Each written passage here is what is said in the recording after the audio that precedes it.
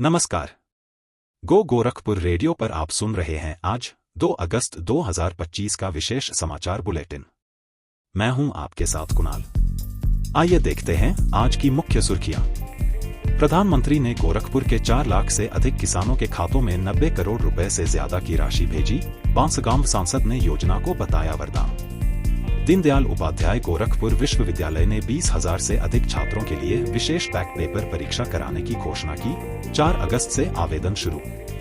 चिलुआताल के एक प्राथमिक विद्यालय में कक्षा के दौरान छत का प्लास्टर गिरने से एक छात्र गंभीर रूप से घायल, प्रधानाध्यापिका निलंबित। गोरखपुर नगर निगम जलभराव की समस्या से निपटने के लिए 135 करोड़ रुपए से अधिक की लागत से 4 नए आरसीसी नाले बनाएगा। गोरखपुर विकास प्राधिकरण ने अपनी कॉलोनियों में सफाई व्यवस्था के लिए अगस्त से मासिक शुल्क लेना शुरू किया, जिससे सफाई व्यवस्था बेहतर होगी। रेलवे बोर्ड ने गोरखपुर के महत्वपूर्ण रेल मार्गों पर कवच सुरक्षा प्रणाली लगाने का प्रस्ताव मांगा। डीपीआर बनाने का काम शुरू। तो चलिए अब इन खबरों को विस्तार से जानते हैं। सबसे पहले बात करते हैं किसानों के लिए सरकार की एक महत्वपूर्ण योजना की। केंद्रीय ग्रामीण विकास राज्य मंत्री और बांसगांव सांसद कमलेश पासवान ने कहा है कि प्रधानमंत्री किसान सम्मान निधि योजना छोटे और सीमांत किसानों के लिए किसी वरदान से कम नहीं है। इस योजना के तहत किसानों को सालाना 6,000 रुपए की वित्तीय सहायता मिलती है, जिससे उनकी आजीविका को संबल मिलता है। हाल ही में प्रधानमंत्री नरेंद्र मोदी ने इस योजना की 20वीं किस्त जारी की। इससे गोरखपुर जनपद के 4,52,195 किसान लाभान्वित हुए हैं।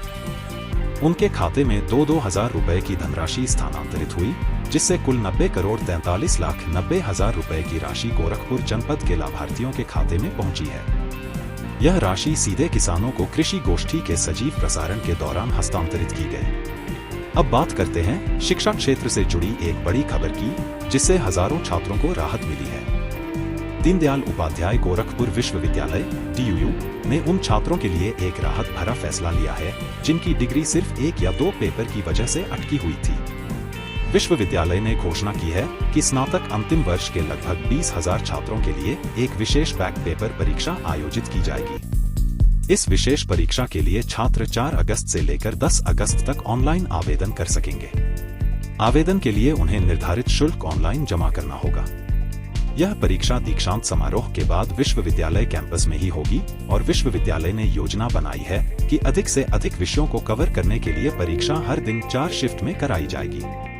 इस बार 200 से अधिक पेपर्स की परीक्षा कराई जाएगी, जिनमें वे सभी विषय शामिल होंगे जिनमें छात्रों के बैक हैं। यह निर्णय छात्रों के भविष्य को ध्यान में रखते हुए लिया गया है। अब बात करते हैं शहर के विकास और जल निकासी से जुड़ी महत्वपूर्ण खबर की। गोरखपुर नगर निगम ने बरसात के मौसम में होने वाले जल भराव की दशकों पुरानी समस्या का समाधान करने के लिए एक बड़ा कदम उठाया है। नगर निगम ने 135 करोड़ 60 लाख रुपए की लागत से 4 नए आरसीसी नाले बनाने का प्रस्ताव तैयार किया है। ये नाले शहर के उन प्रमुख क्षेत्रों में बनाए जाएंगे जहां जल जमाव की समस्या सबसे ज्यादा होती है। यह परियोजना त्वरित आर्थिक विकास योजना के तहत शुरू की जा रही है, जिससे 15,040 मीटर की कुल लंबाई में नाले बनाए जाएंगे। इन परियोजनाओं में उर्वरकनगर, गुलरिहा, शक्तिनगर और महादेव झारखंडी के वार्ड शामिल हैं।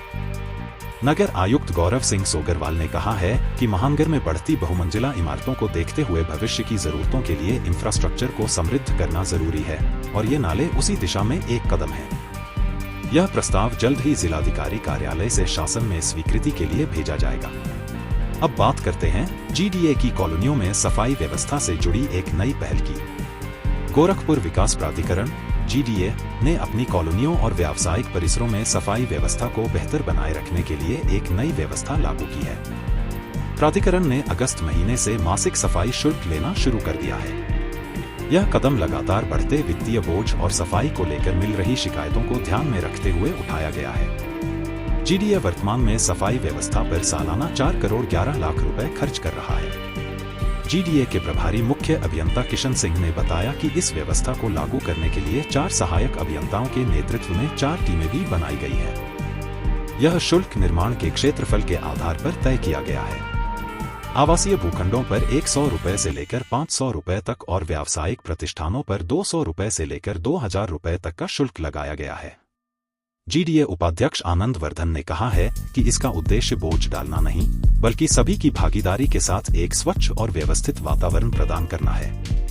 अब बात करते हैं एक दुखद घटना की, जो स्कूलों में सुरक्षा पर सवाल उठाती है। चिलुआताल के बालाबार प्राथमिक विद्यालय में शनिवार को एक बड़ी लापरवाही सामने आई। कक्षा के दौरान छत का जर्जर प्लास्टर गिरने से कक्षा 5 का छात्र विक्रम गंभीर रूप से घायल हो गया।